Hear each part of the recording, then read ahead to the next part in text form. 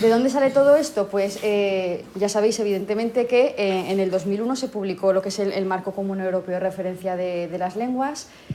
Una de las cosas que trajo consigo fue sobre todo lo de definir distintos niveles de competencia lingüística. Todo esto de decir yo tengo un A2 o un B1 o un C1 o lo que sea, viene de allí.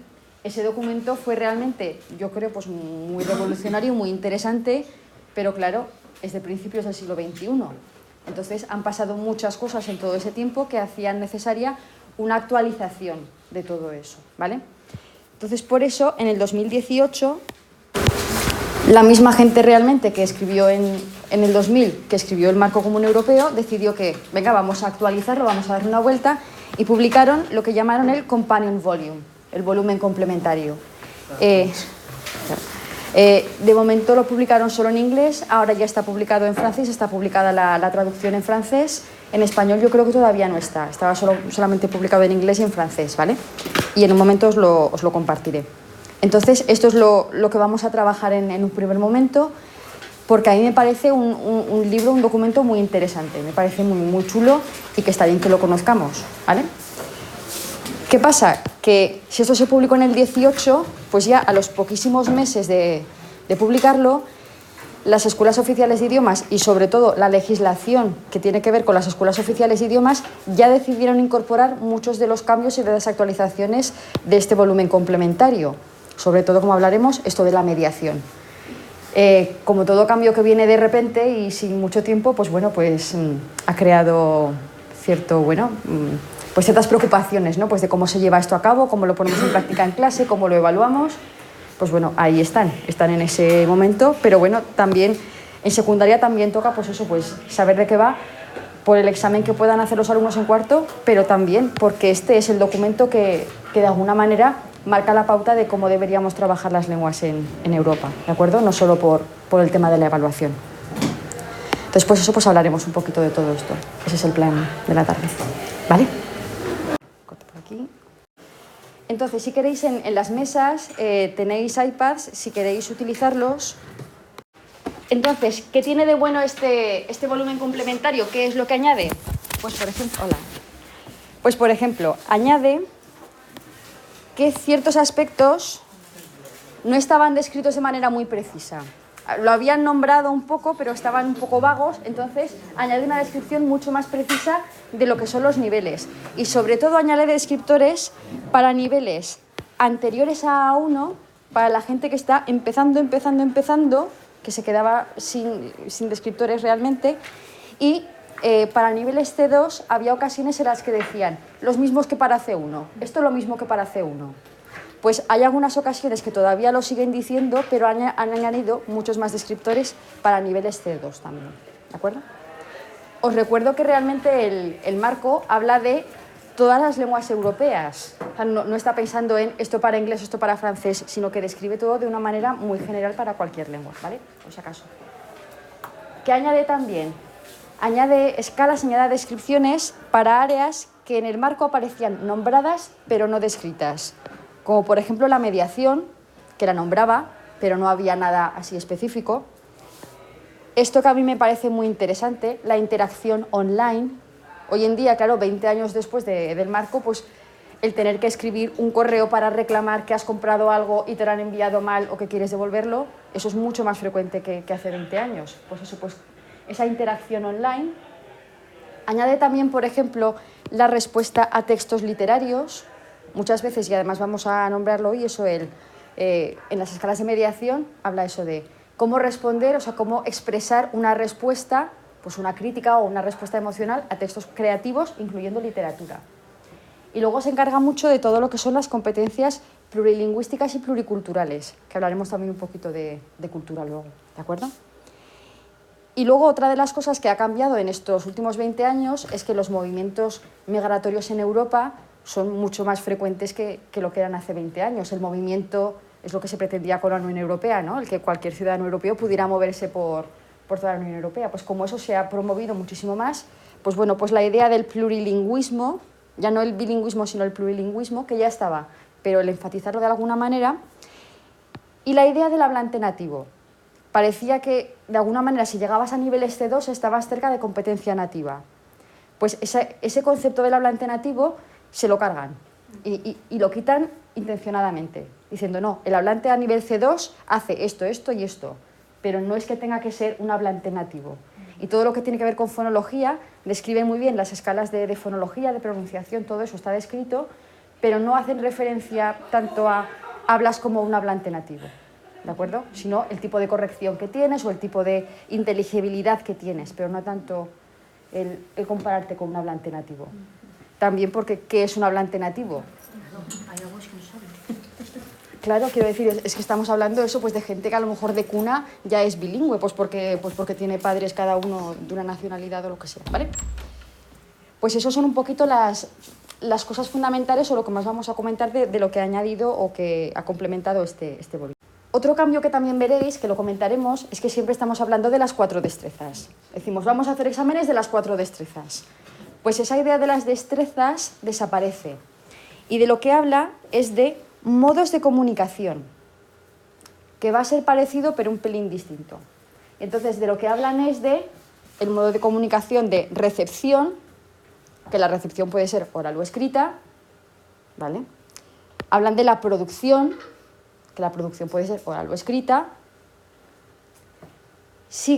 Diferencian la interacción, que la interacción puede ser oral, la interacción puede ser escrita, cuando tienes que escribir un texto respondiendo a otra cosa que te ha dicho otro.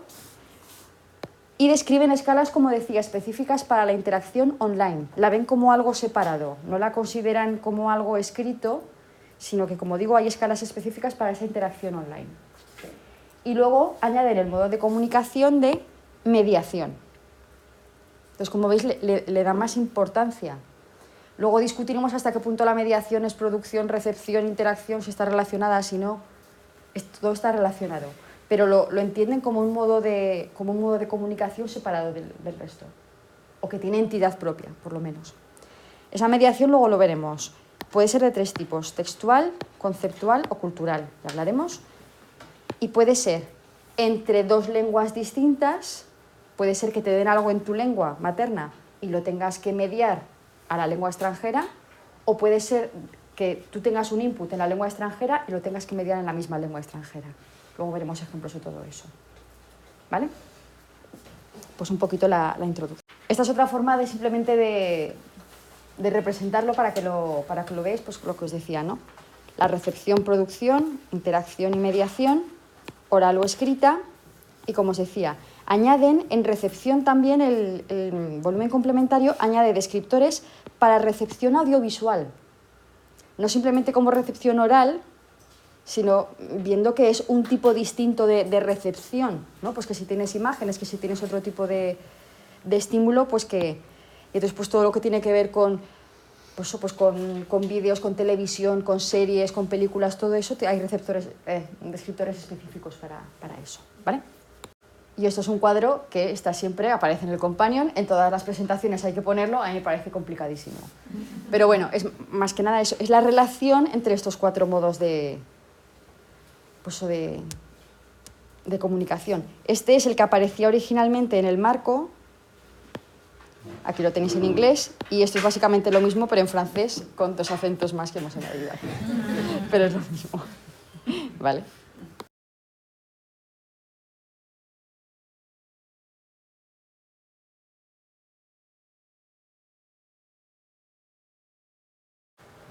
Lo primero que vais a encontrar es eso, es el overall reading comprehension o overall written, lo que sea. Y siempre da descriptores de una manera muy general, y luego cuando vais a las páginas siguientes ya va definiendo cada una de las dimensiones o subaspectos que va a tratar. Por ejemplo, en este caso me parece que erais vosotros los que teníais vosotros lo del reading. O... Reading correspondence, sí. Pues por ejemplo, vuestro A2 debería ser eso, el de They can understand a simple letter, email o algo así. ¿Teníais ese? Sí. ¿Y el B1? Claro, el de formal correspondence. O en less familiar subjects. Claro. Lo mismo, los temas de los que trata a nivel A2, a nivel A2 habla de familiar subjects, y en cambio cuando pasamos a B1, pues ya habla eso de less familiar subjects y todo eso. Y fijaos otra cosa, hay veces en las que los escritores están en negro y hay otros en azul. En la fotocopia no lo veis, pero aquí sí que lo podéis ver. Cuando aparecen en azul son porque los de negro son los que estaban ya en el marco y los azules son los que han añadido ahora en la nueva versión, en el update, ¿vale? Entonces por eso veis que había muchas cosas que ya estaban, pero algunos niveles, veis que para el mismo nivel os he dado 3 o 4 descriptores, porque han añadido, dentro del mismo han añadido alguno otro, ¿vale?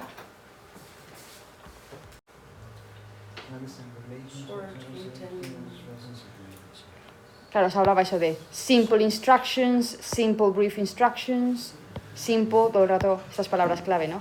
Y en cuanto pasamos a B1 sigue diciendo simple, pero claro, pero luego ya decía, especificaba, daba un poquito más de ejemplos en donde podríais encontrarlos, ¿no? Por ejemplo, pues instrucciones para cocinar, ese tipo de cosas. Insiste en el elemento visual, ellos te dan en el A2. En el A2, sí. Claro, para que sigan teniendo otro tipo de soporte que no sea solamente el textual, ¿no? Lo digo pensando en clase. Hay descriptores para leer como actividad de tiempo libre. Pues ¿a qué nivel eres capaz de leer?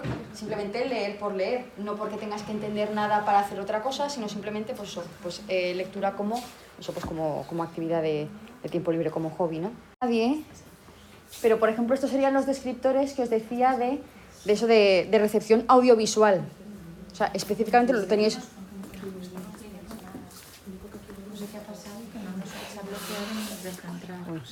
De los descriptores que teníais ahí, como digo, de recepción audiovisual, pues por ejemplo, porque los miréis así rápido, en A2 dice, por ejemplo, puede identificar las ideas fundamentales de una noticia de televisión que tenga que ver con eventos, accidentes o algo así.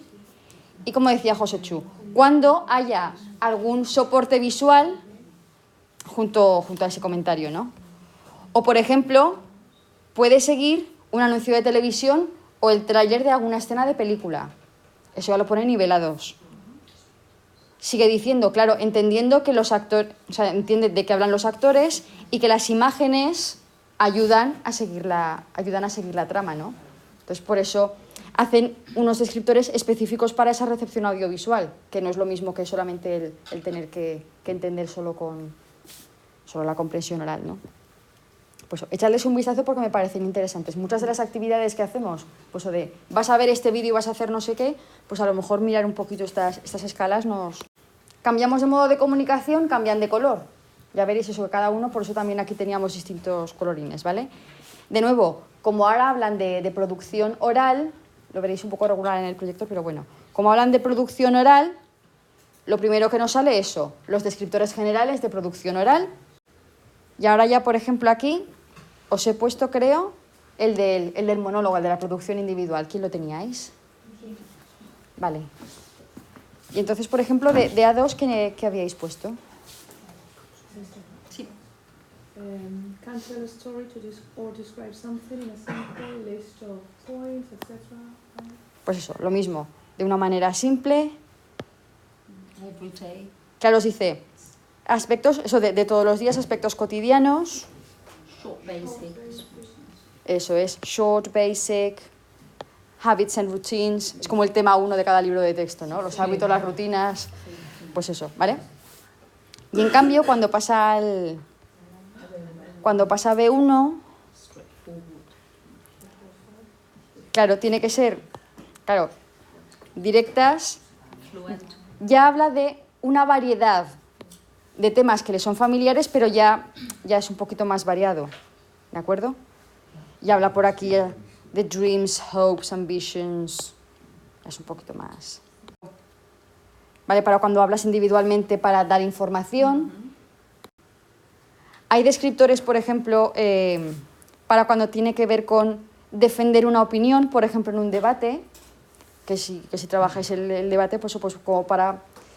O sea, te dice ya realmente pues, a qué nivel debería ser capaz de argumentar su opinión de una forma o de una forma más elaborada o algo así, ¿vale? Echadle un... Lo mismo, producción escrita, pues lo mismo, la primera página, los descriptores generales.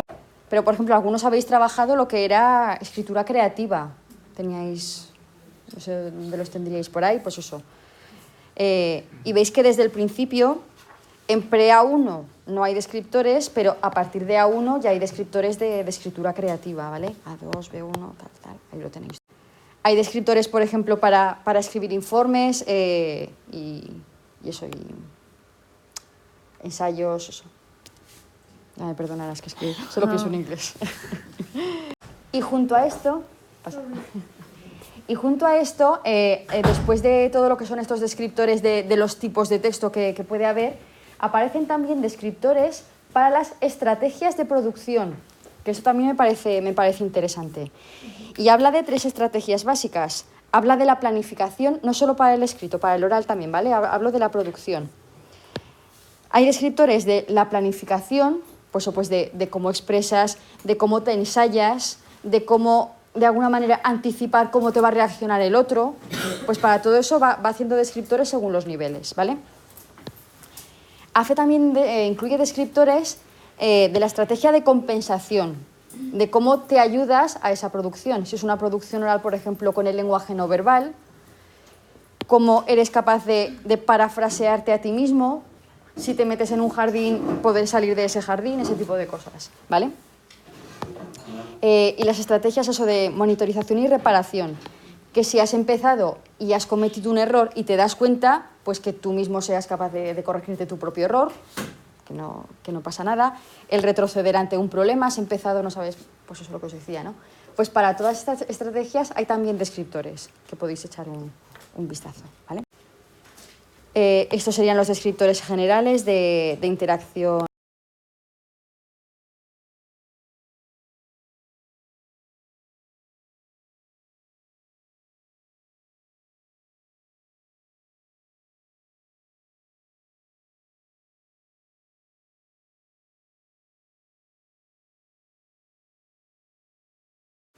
Por ejemplo, el que tiene que ver con cooperación goal-oriented, pues para conseguir un fin común. Los típicos exámenes de tu amigo y tú tenéis que poneros de acuerdo, tenéis todas estas opciones y tenéis que poneros de acuerdo en qué os vais a gastar el dinero.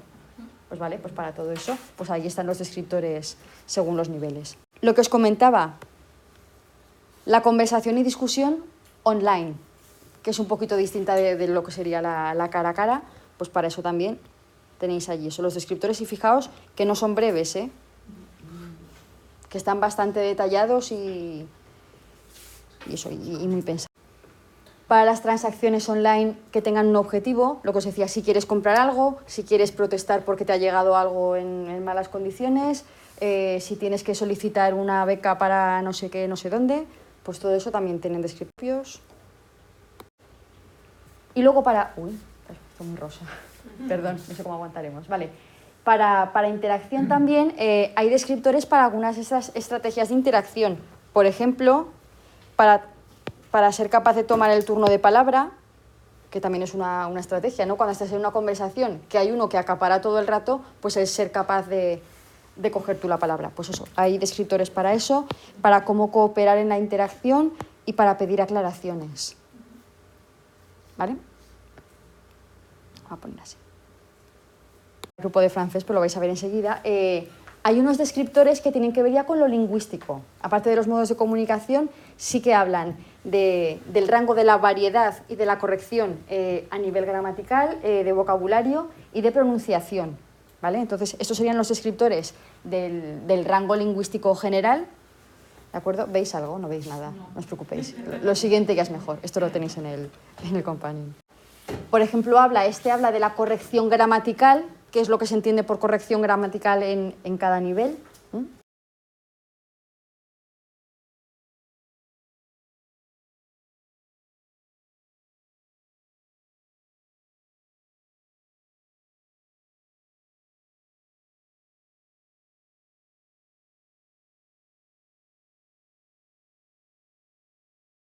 Un volumen muy gordo, nos sirven como profes para diseñar las tareas, para que cuando diseñemos las tareas digamos, venga, no voy a hacer este ejercicio porque sí, lo voy a hacer para desarrollar este descriptor en concreto, porque me interesa trabajar este descriptor, ¿vale?